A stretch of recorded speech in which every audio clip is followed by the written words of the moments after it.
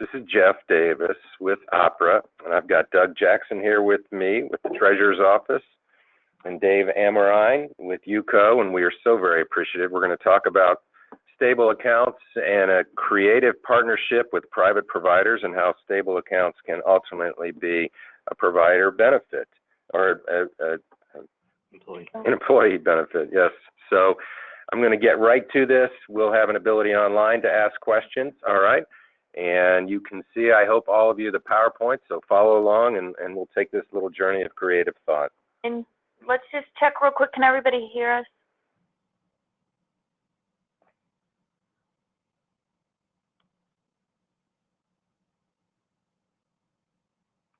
Someone type in the chat box if you can hear us. Okay, yes. Yes. All right. So Doug Jackson is the Deputy Director of Stable Accounts for the Treasurer of Ohio, and we are so glad to have you. Thank you. Thanks, Jeff. Well, it's exciting to be here. I'm sitting next to Dave from UCO Industries, and together we're going to talk about how we've partnered to allow UCO Industries an employee incentive, is what I would call it, or an employee benefit. And by using stable accounts, which exist independently, UCO Industries has brought that in as part of their employment package. And we're going to start with the very basics of what is a stable account for those who don't know what that is and how they function. And then we're going to get into the partnership model that we have and how that's worked, and then talk about how that can be expanded to any employer that has an employee with a disability. So looking at the screen, we'll be going through the slides as kind of the storyline of what an ABLE account is and how that transfers to Ohio's stable account. But an ABLE account exists because federal legislation allowed it to exist. And the intent of an ABLE account is to allow a person with disabilities to save and invest money, but it does not affect their public benefits. So if they are on a public benefits program like SSI or Medicaid, those are the two primary programs that people look to protect. Although any public benefit that looks at resources would not be affected by an ABLE account. We'll talk a lot about SSI and Medicaid. So this ABLE legislation that was passed back in December of 2014 allows every state to have an ABLE plan. Ohio was the first to develop an ABLE plan, first to launch it. And we've been now going strong for almost 2 years. So over 7,000 people are utilizing Ohio's stable account program. We describe it like this, that an ABLE account is kind of like a college savings account, a 529 account, because it allows you to save money and invest for the future. But it's also like a checking account because it's very transactional, meaning that you can take money out of it when you need to. You don't have to wait for a period of time or wait until you're going to college like a college savings account. You can take it out whenever you need, and you can spend it on a broad range of expenses. And it's like a special needs trust. If you're familiar with a special needs trust, it is an account that is not counted as a resource when you're looking at public benefits. So it has the protections of resource protection through the special needs trust feature. So in Ohio, we called Ohio's ABLE account stable accounts, and it's administered by the Ohio Treasurer's Office. We launched on June 1st, 2016. So now many people are hearing about it. If they've heard about it, the next piece is really becoming familiar with its usefulness and its value to people that it serves. But we were the first, and we remain the largest ABLE plan in the nation. We have people from all 50 states that are participating in Ohio's plan because it is a national plan. So we're proud to say that we have a lot of experience operating this. To be eligible for an ABLE account, you can go to our website. So stableaccount.com has an eligibility quiz, and there you can answer a few questions, determine if you would be eligible. But we're going to talk about eligibility right now. So eligibility for an ABLE account in general, any ABLE account across the country would have the same criteria, and that's that the individual has a disability that occurred prior to the age of 26.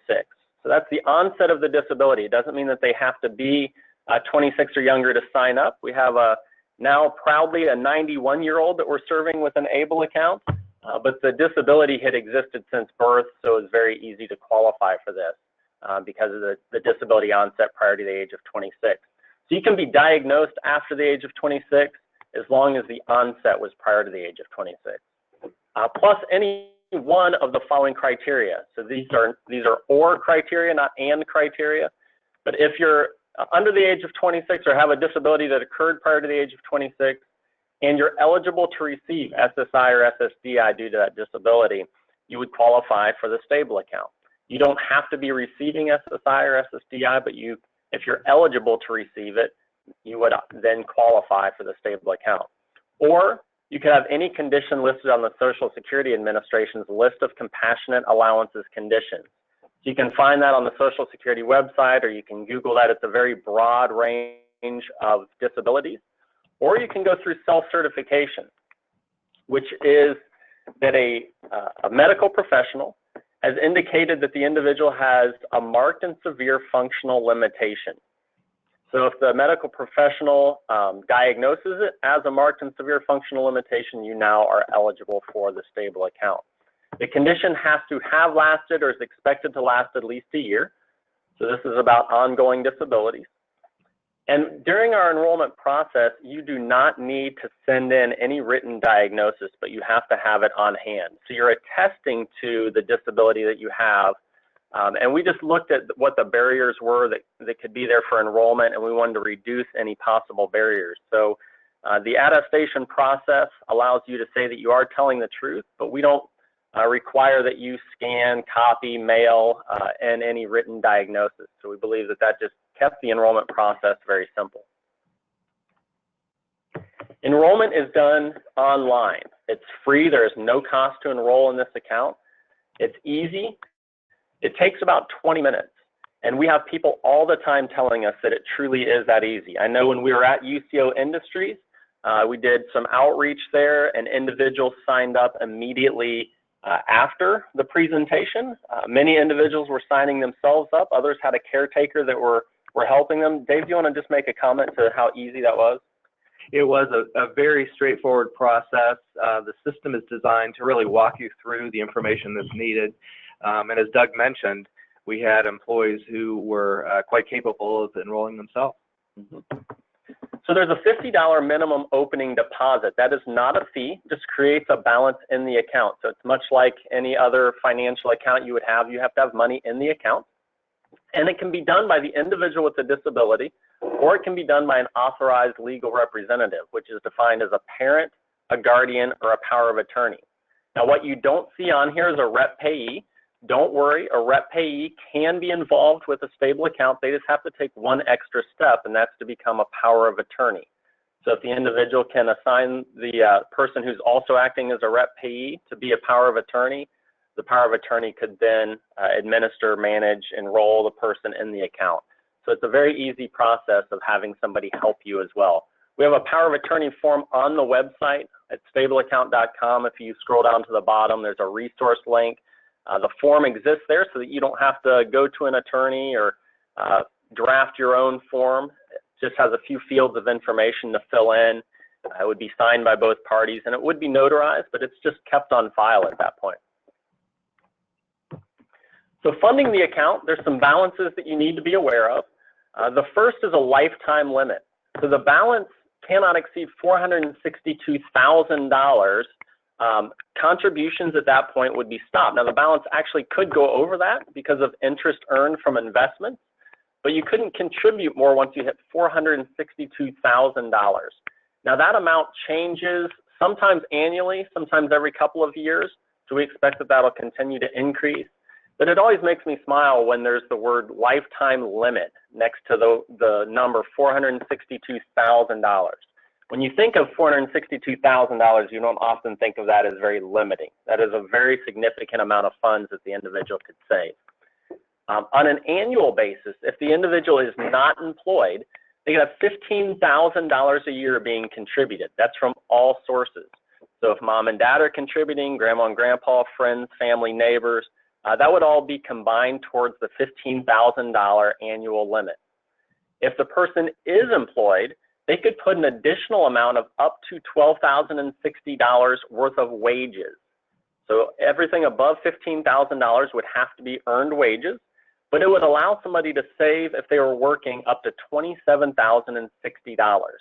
Why $12,060? Because that is the federal poverty amount for the 48 contiguous states. So that amount is set to be what is allowed a person to work and save wages above and beyond the $15,000 annual contribution limit. So with $27,060 a year, you can see how much greater the potential is for savings than what it used to be. It used to be that a person could save only $2,000 and their balance could never exceed that because of the resource limitations for Medicaid and Social Security. Now they can save up to $27,060 each year, year after year. So how do you get money into a stable account? Two very easy methods. They're both commonly used methods of paying bills or online banking. So the first is called electronic funds transfer. That would be connecting an existing account that you have, whether it's a checking account, savings account, or someone else's account like mom and dad's account. That is one way that you could connect the account, transfer the funds from the existing account into your stable account. The other way is another simple way. It's by writing a check. So online, it would give you the address of where to mail that check to. But when the check is mailed in, it is then deposited into the respective stable account. When we talk about investments, this is a really neat opportunity because people, when they only have $2,000 or less in resources, they haven't talked about investments in their lives because the $2,000 is their account that they have to maintain to live off of. So there's not excess that they can put towards financial growth. With a stable account, now a person can use an investment and grow their funds like a person without a disability. You can leave it in there long term, yet it remains transactional. So it really is flexible to the purpose that you want for investing. We have some families that are looking far down the road, 10, 20, 30 years down the road, and that's when they would plan on spending out of the stable account. Right now, they're just going to be contributing. We have other people who plan on using this just to hold their balance beyond $2,000 because oftentimes they're teetering on that resource limitation and they want more. Dave, I know that your employees have various backgrounds and circumstances, but how are you seeing them using their stable accounts right now? It's really across the board. We have individuals who are beginning to use some of the funds that are accumulated for their living expenses. We have others who are saving for certain items. We've got one individual who is beginning to save for a home, and you'll see a little bit about her coming up in the future. So the investment options are just very standard types of investment options, something that's very familiar to people in the investment world, but they're Vanguard mutual funds. And they range from a very aggressive fund to a very conservative fund. And you can choose any one of the investment options and you can mix your portfolio the way that you choose. So there's some examples on the screen. The example on the left would have somebody who's invested all of their funds into the most aggressive option. That person probably is not going to touch their money for many years down the road, so they're going to take advantage of the highest risk investment, knowing that over time that has the greatest potential for gain, but also understanding that the stock market, Vanguard mutual funds, they are going to go up and down. In the middle example on your screen, you'll see where the person just decided to put an equal amount into all of the options. And on the right-hand side, that person decided to put different amounts into each option. But the one option I haven't talked about yet is called Bank Safe. It's at the very bottom of the options. It is the principal protected FDIC insured option, which means it is just like a savings account. It is interest-bearing the same way that your savings account would be, which means that you don't earn much on it, but it is safe. It's not playing in the investment market. So if you're just worried about putting your funds into a protected account, you're not worried about investment and growth, that may be a place for you to put your money. So it's very familiar to people who are already banking because it's much like an existing savings account product. So how do you spend from your account? Because once you have money in there, you want to have access to it. You want to be able to use it when you need it. There's several different ways to spend, and it's free to draw money out, and there's no limits to how much you can draw out. So the first way is to put money from your stable account into a checking and savings account or transfer it back to your personal accounts that you're already using. That way would allow you to spend out of your usual account, but it would only show the transaction coming out of the stable account and into your checking or savings. So if you were to use that method, you may want to keep documentation on what it was spent on out of your checking or your savings account. The next two options keep transactional records for you in your stable account.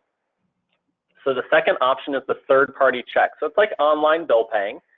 You would log onto your stable account. You would tell us who needs to be paid, put in the information of who that check would go to, and we would make sure that that payment was made.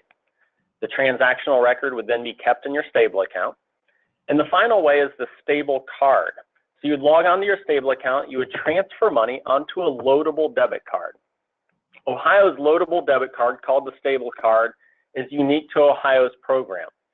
We chose it to be a loadable debit card because we worked with families who had a child with a disability. We spoke with people with disabilities as we were developing the stable account. And what we knew is that people needed access to their funds, but they wouldn't have some limit to that access to protect the funds that were in there. This stable card was the answer to that.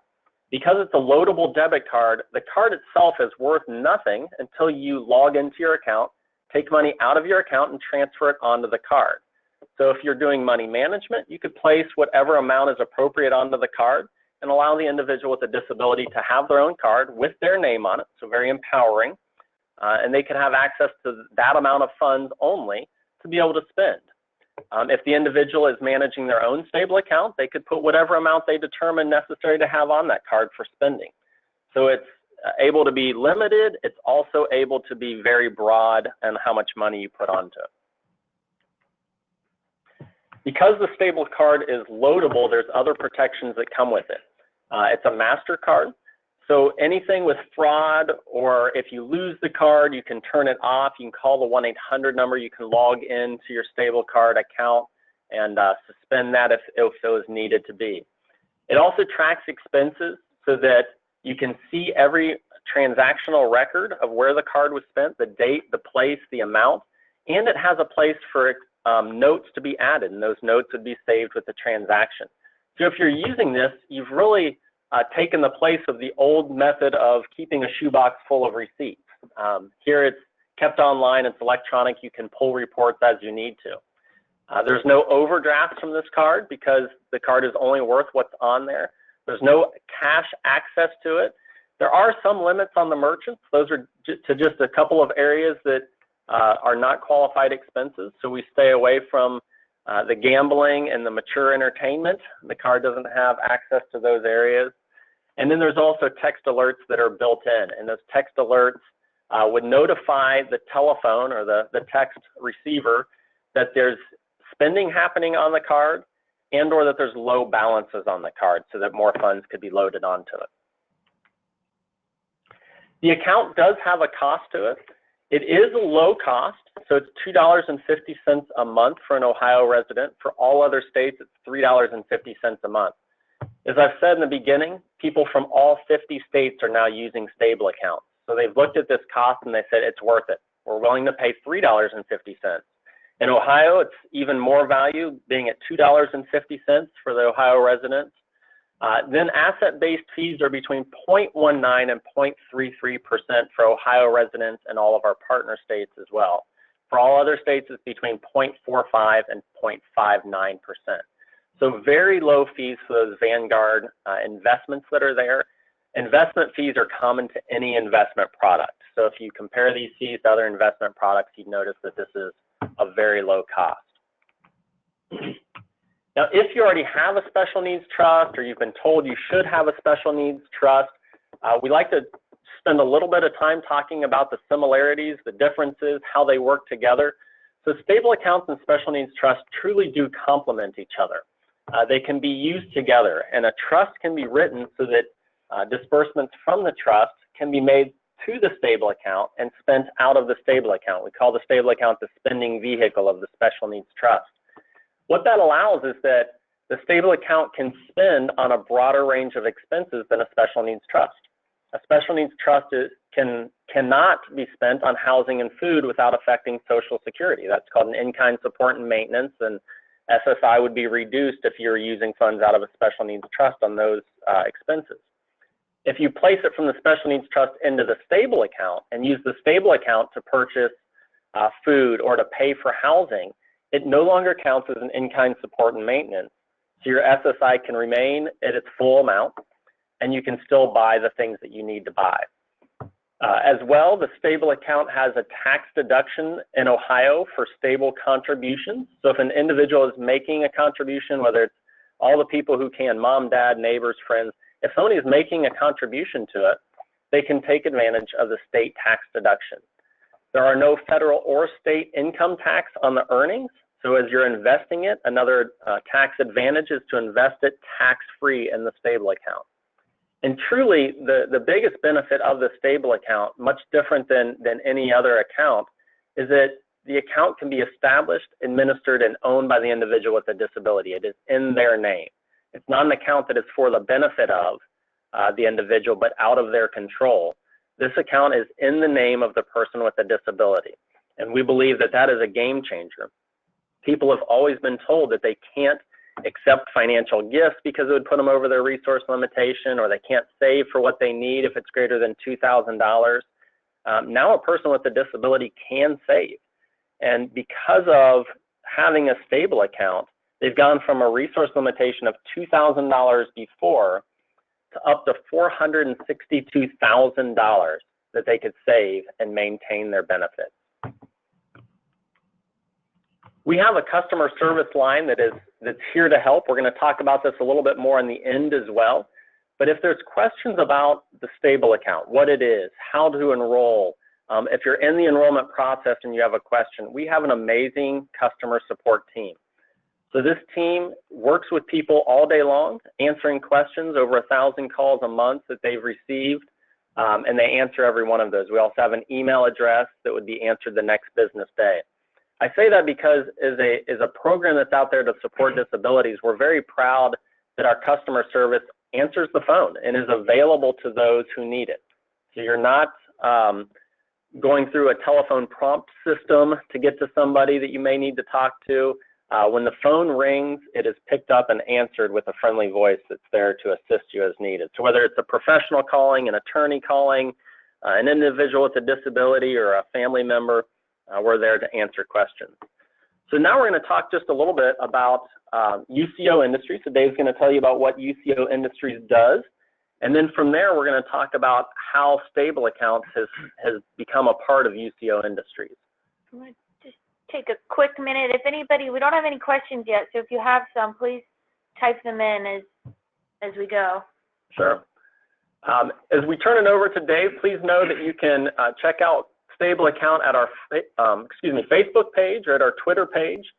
Again, we are here to assist you, and we love sharing the positive stories, and we use these platforms to tell you where public events are happening, where we're talking about Stable Accounts, how other individuals are using Stable Accounts in their lives. So we're very active on that, as well as respond to any messages left there. So Todd asked real quick, will PowerPoint be available? Yes, we'll send it out. Okay, thank you, Doug. I wanted to give you just a little bit of a background on UCO Industries so you know where we're coming from. We're a not-for-profit organization located in Marysville, Ohio. Our mission is to provide paid employment opportunities in integrated settings for people with developmental disabilities. It's important to note that we are simply an employer. We are not a Medicaid provider today. So that means we're funded by our business revenue. So our vision is extremely important to us. We've got to have customers who remain happy and continue to do business with us. So we are all about being customer focused, making sure we are focusing on our quality outcomes and maintaining a reasonable price. Can I stop you real quick? We got a question from Amy here. What happens to the money in your account when you pass away, especially if you do not have family and your burial expenses are already paid? Yeah, Amy, well, I'm going to write that one down, and we will answer that one at the end. That is a great question, Amy, and we'll get to that in just a little bit. Oh, wait, hold on a second here. All right. Okay.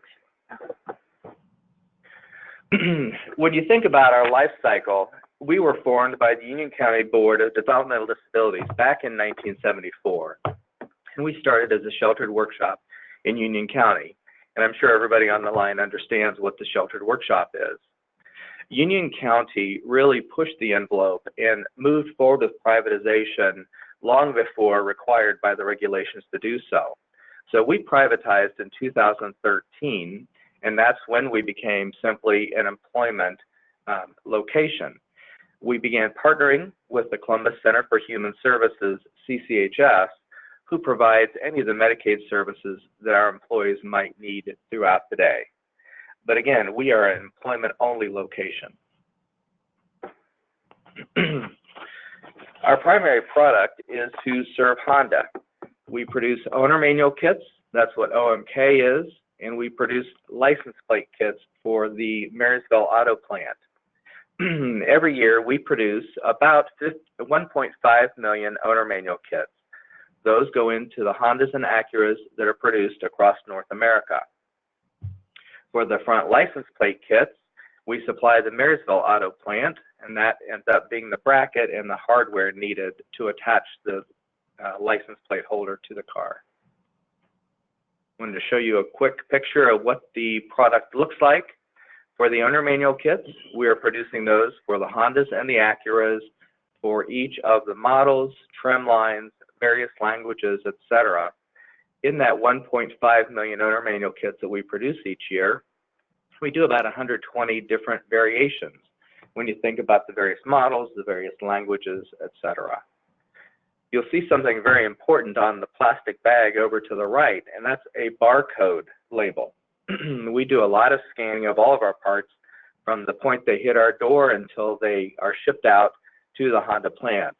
That helps us to control our inventory and make sure we're shipping the right product to Honda. The front license plate kit looks like this. Again, you see the label with the barcode. That's important for this product as well to make sure that we're maintaining our inventory, producing the right parts in each of the kits, and that we're putting the right number of kits into each order. We do 13 different variations of this. When you think about our overall business revenue, Honda represents about 80% of our business today. Just to show you a couple pictures of the components of our production line, we start in sub-assembly. This is doing a lot of preparation on our parts before they go to the assembly line for collation and final product generation.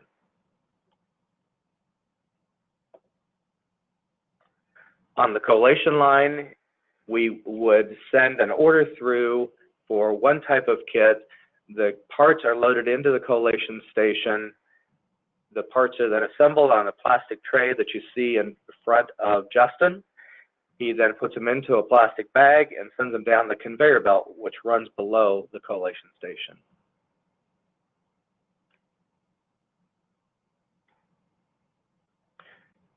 Once everything is in the bag, we have an important quality step, which is our scales. The scales are a very sensitive piece of equipment that are calibrated for each order, and each kit then goes across the scale. You see Jessie is checking to make sure that kit meets standard for that order, then she's placing a dot on it and sending it on down the line.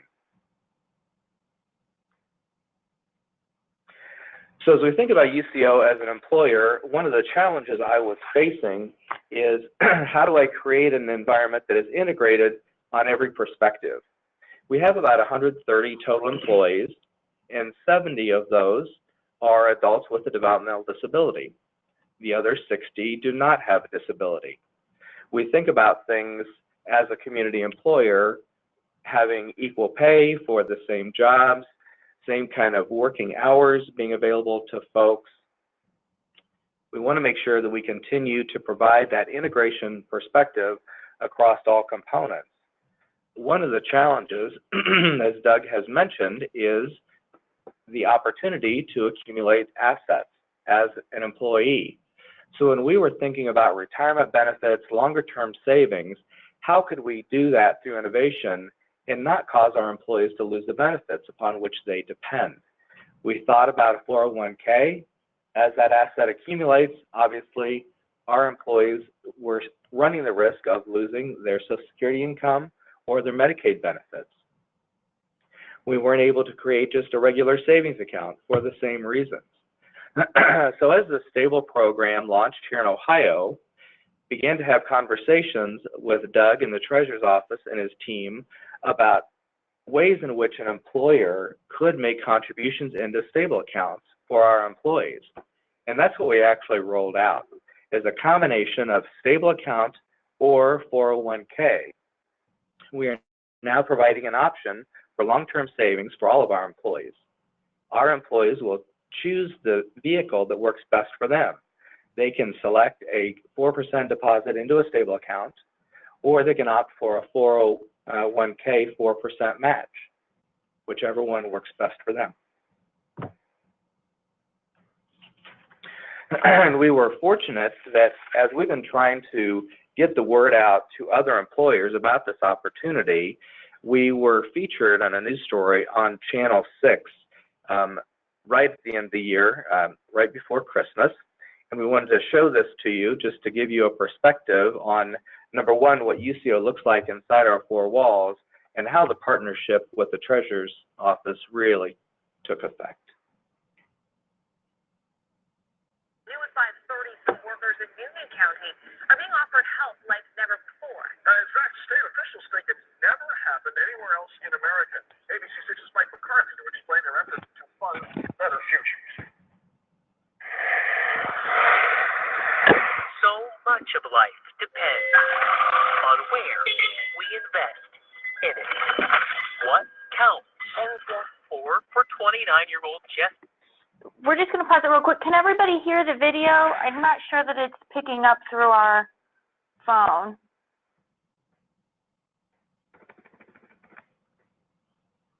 Yes, okay. Steinman. 2. My mom and my dad and my sister.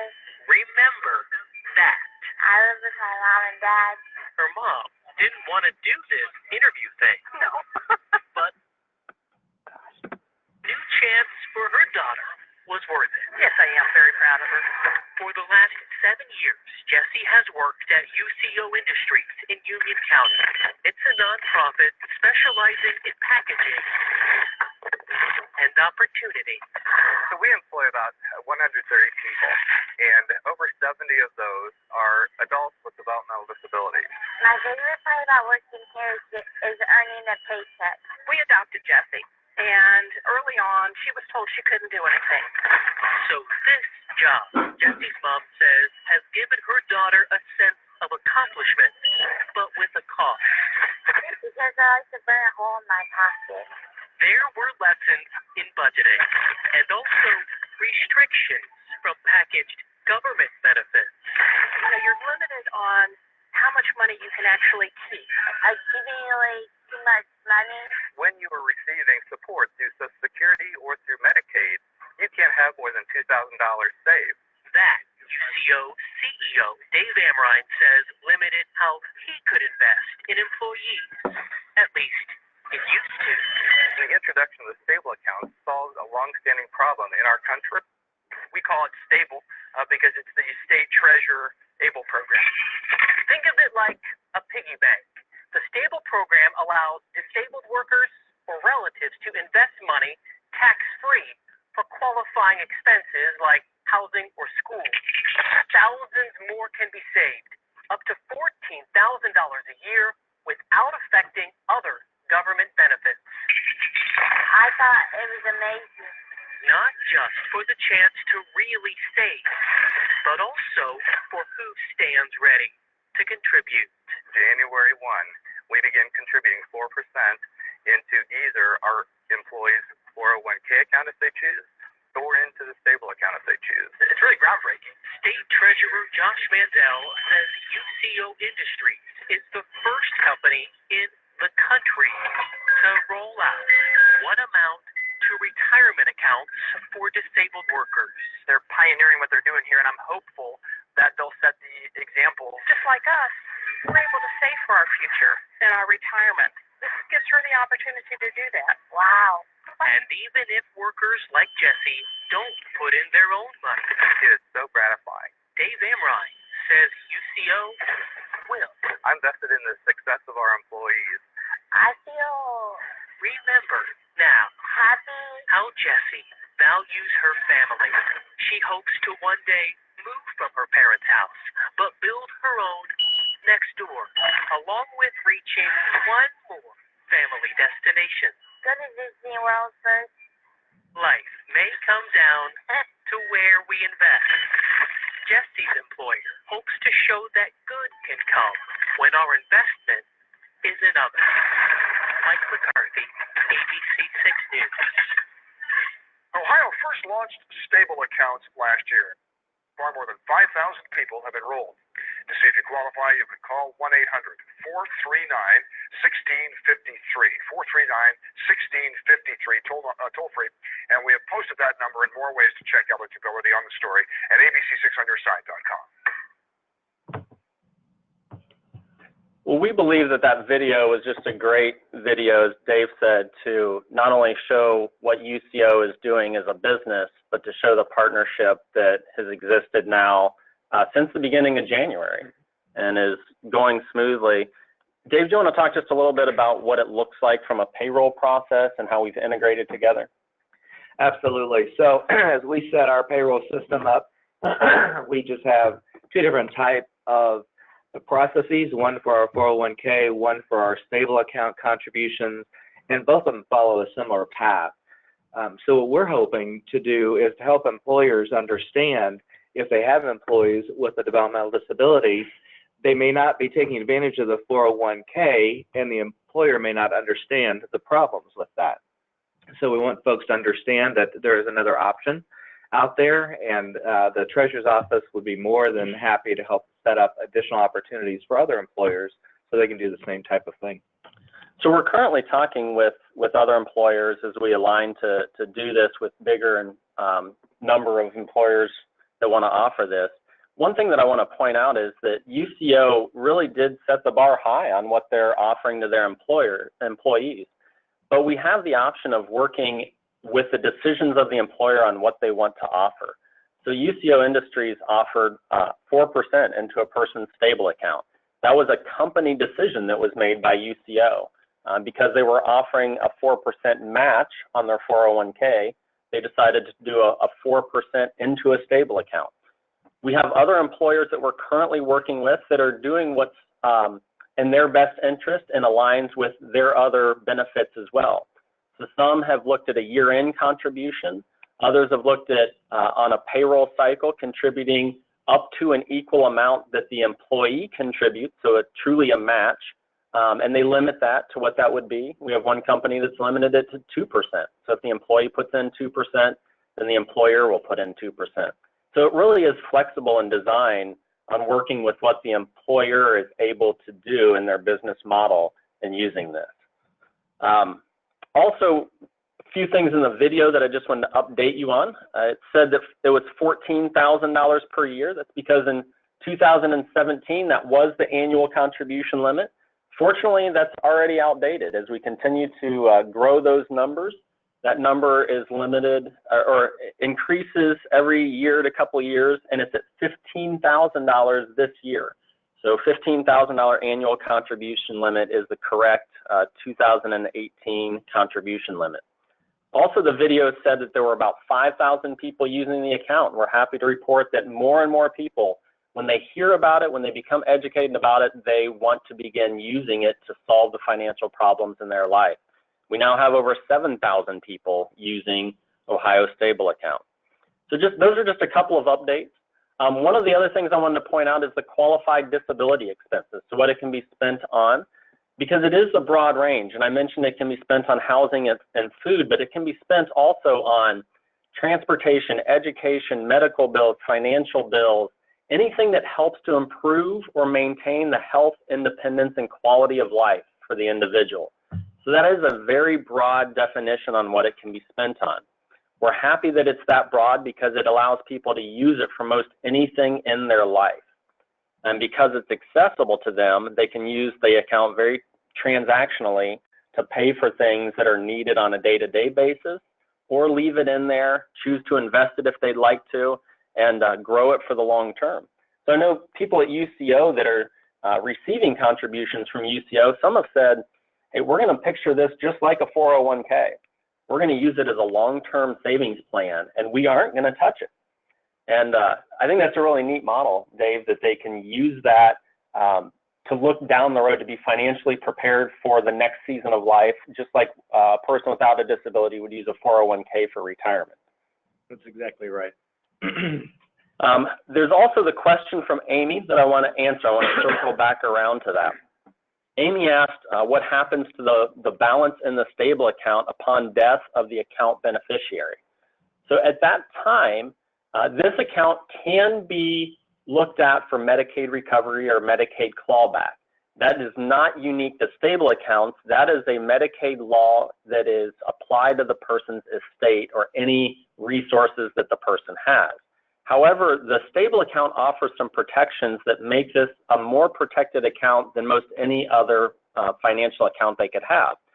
A third-party trust is set up as a different type of protection that would be protecting what we call legacy money, or parents leaving it for the child but they wanted to pass on to somebody else after the child with a disability passes on. A third-party trust is the most protected account. After that would be a stable account because it's protected like this. First, all qualified disability expenses can be paid for, and Amy mentioned in her question funeral and burial expenses. Those are qualified disability expenses. So before Medicaid can recover any funds out of a stable account, all qualified disability expenses can be paid, including funeral and burial. Medicaid can then look to the account for the amount of Medicaid services provided since the date the account was open. So as an example, imagine if you've received Medicaid services for the last 20 years, but you open your account today. You pass away 10 years from now. They can't look at 30 years worth of Medicaid service. They can only look at the past 10 years from today until the day of passing.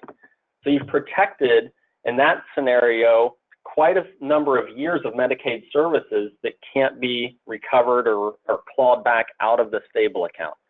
So there are benefits to the stable account and protecting the estate.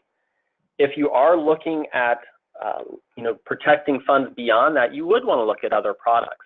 The special needs trust, because it complements the stable account, would be a very good financial tool to look at and use together. So we may not be the only tool that you need, but the stable account is a quality of life account. It finally allows people with disabilities to save their own money, to save it beyond $2,000, to use it in their lifetime.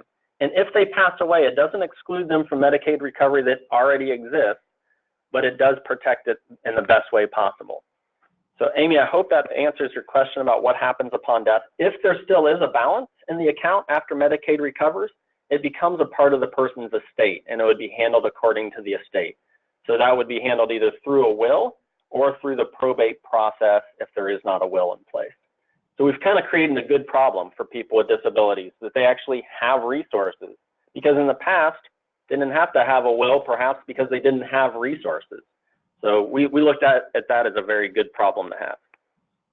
We have another question, comment from Wendy. She said, Social Security did question our accounts. What was discovered is that if Social Security funds are being put into a stable account, it must be the secured cash option, as this is the only option FDIC insured and not in any investment option. So thank you for that point, Wendy. And that is, it's unique to some Social Security funds. It's unique typically to the excess funds like payback from Social Security, large amounts.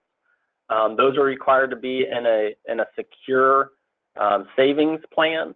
The FDIC option that's there does allow you to use the stable account to place those into it. So you are correct that in that unique case, then you would choose the FDIC option of keeping the funds in that.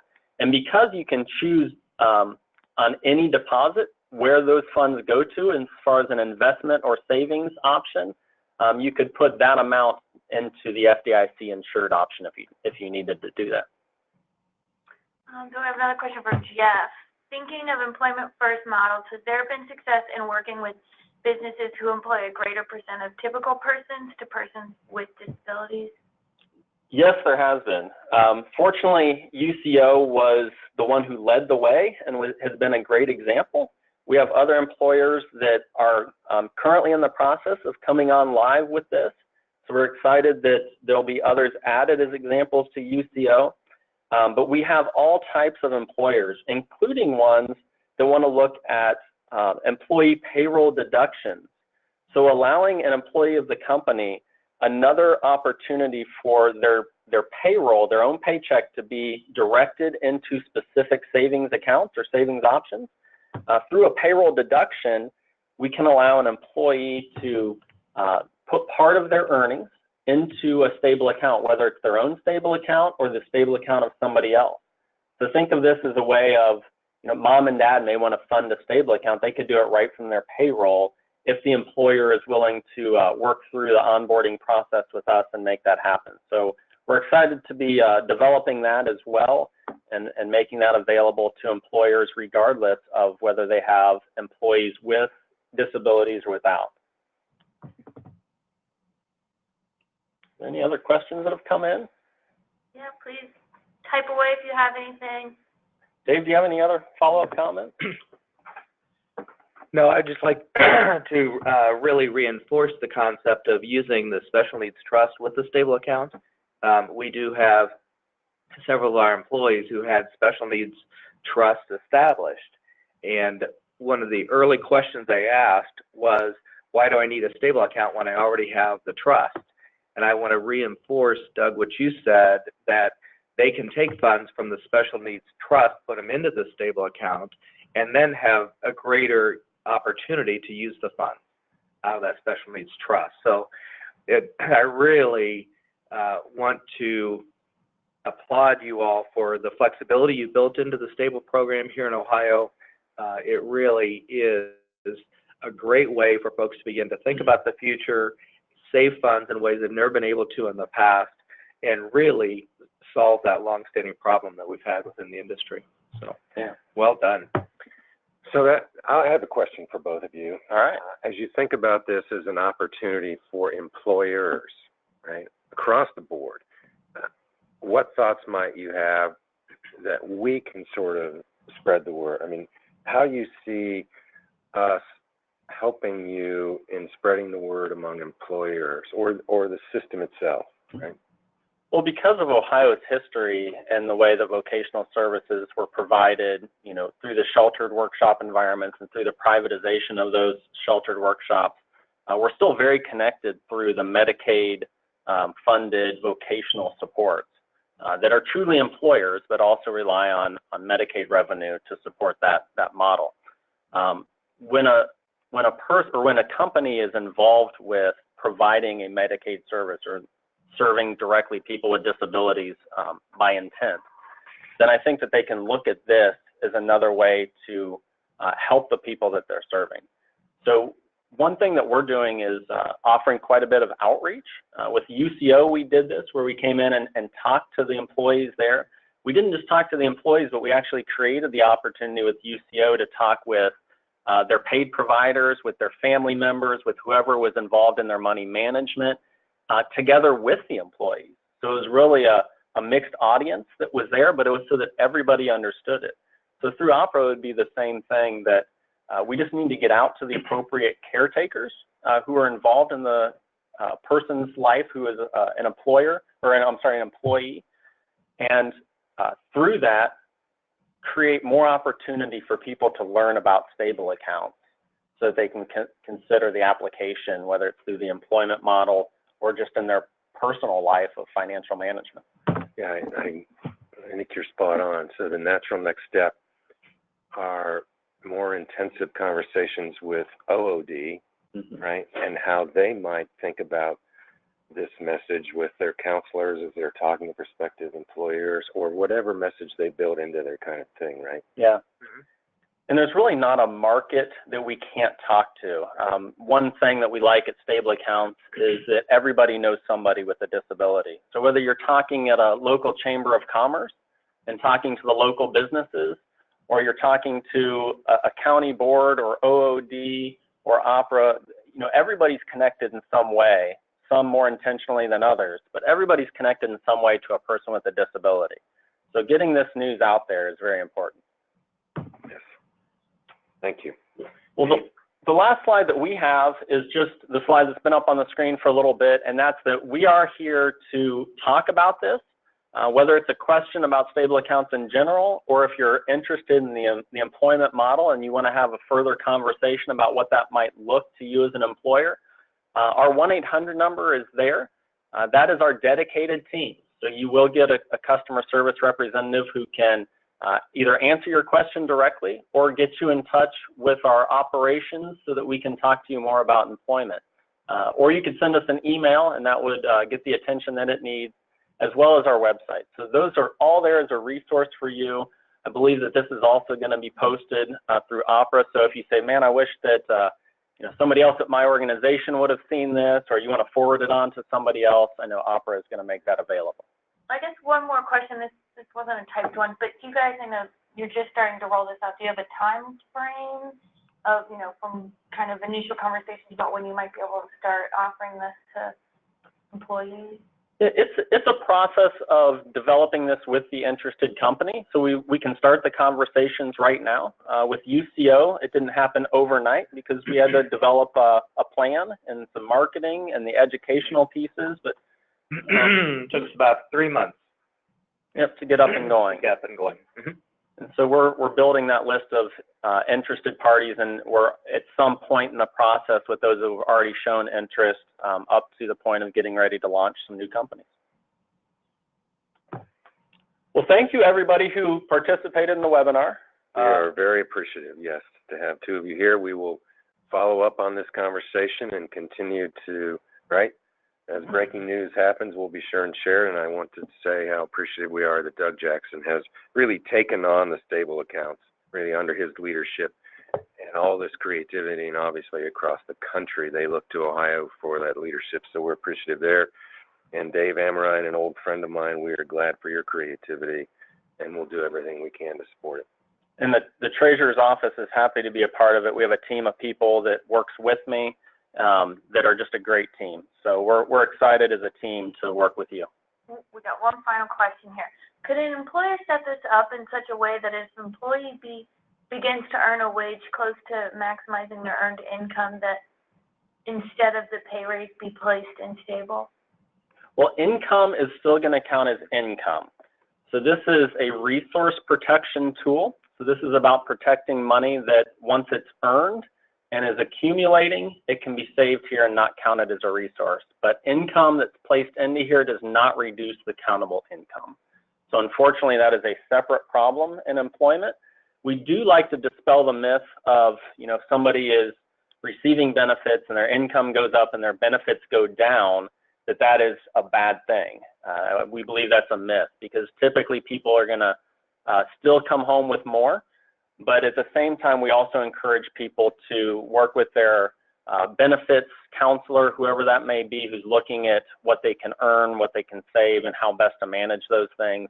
But I just need to reinforce that this is a resource protection, not an income protection. Great questions. The audience really understands it, guys. Well, thank you, everybody. We're going to wrap up here. And if you have any other questions, feel free to send it to us through our customer service 1-800 number or email. Or they can contact Dave at UCO Industries as well. Thank you, everybody, for joining us.